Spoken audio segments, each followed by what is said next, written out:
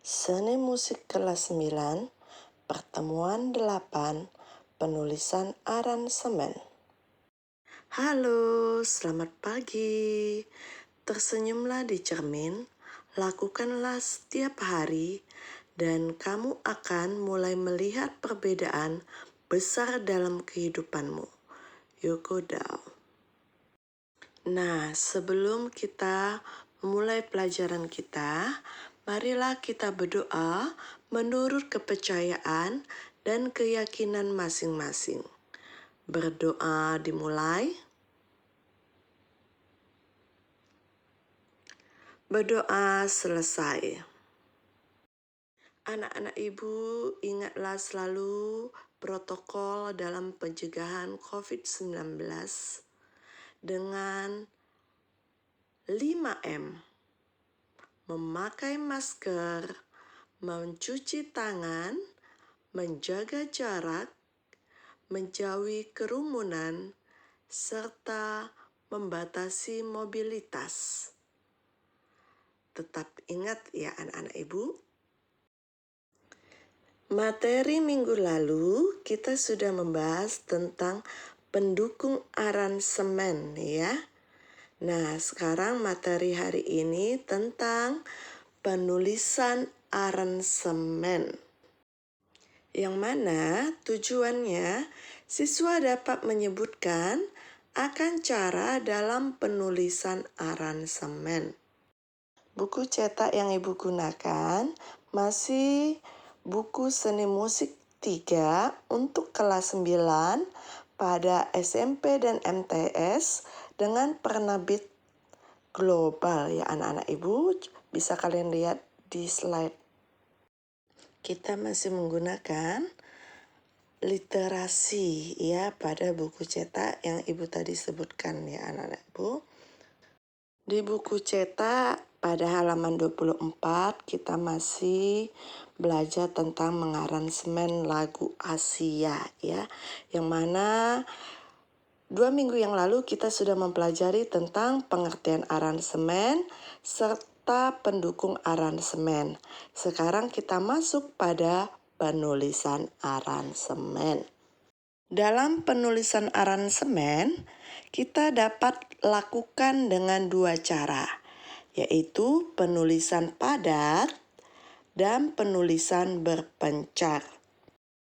Di sini dapat kita lihat bahwa penulisan padat adalah cara penulisan yang dilakukan dengan menempatkan 2 jalur suara dalam 1 garis paranada. Penulisan padat dilakukan untuk menyikat penulisan baik jumlah lembaran maupun penggunaan garis paranadanya lebih sedikit. Kelemahannya, penulisannya memerlukan kejelian untuk pembagian suara atau melodi agar tidak salah menyuarakan atau memainkan melodi bagian orang lain karena penulisan dalam 1 garis paranada terdapat 2 suara. Bisa kalian lihat pada contoh aransemen penulisan padat ya anak-anak ibu. Yang kedua, penulisan berpencar. Penulisan berpencar adalah penulisan aransemen yang dilakukan dengan cara menempatkan 1 jalur suara dalam 1 garis paranada. Penulisan ini lebih memudahkan permainan dalam membaca dan memahami melodi atau vokal yang menjadi bagian karena setiap 1 suara ditulis dalam 1 garis paranada. Bisa kalian lihat contoh pada slide di notasi tersebut ya. Dari bacaan literasi tersebut dapat ibu terangkan sedikit lagi ya. Dalam pembahasan ini tentang penulisan aransemen. Yang mana aransemen dilakukan dengan 2 cara, yaitu dalam penulisan padat dan dalam penulisan berpencar. Ini ibu akan menjelaskan tentang penulisan padat. Penulisan padat adalah cara penulisan yang dilakukan dengan menempatkan 2 jalur suara dalam 1 garis. Penulisan padat dilakukan untuk menyingkat penulisan baik jumlah lembaran maupun penggunaan garis para nadanya lebih sedikit. Hanya kelemahannya, penulisannya memerlukan kejelian untuk pembagian suara atau melodi agar tidak salah menyuarakan atau memainkan melodi bagian orang lain karena penulisannya dalam satu garis para nada terdapat dua suara.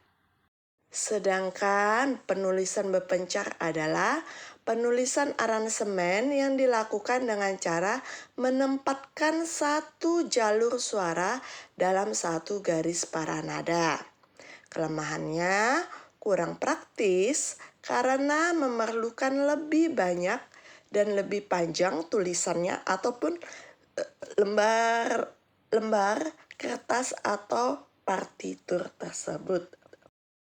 Dari yang Ibu jelaskan tadi, di sini kita dapat melihat contoh penulisan berpencar ya.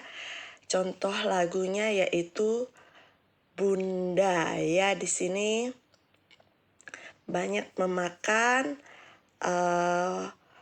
partitur yang ada ya anak-anak Ibu. Di ujung video pembelajarannya ini kita dapat menyimpulkan bahwa aransemen dilakukan dengan dua penulisan, yaitu penulisan padat dan penulisan berpencar.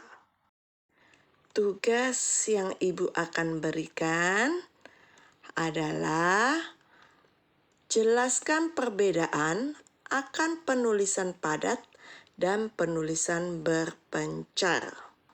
Jaga kesehatan dan selalu berolahraga. Salam sehat, salam kebaikan.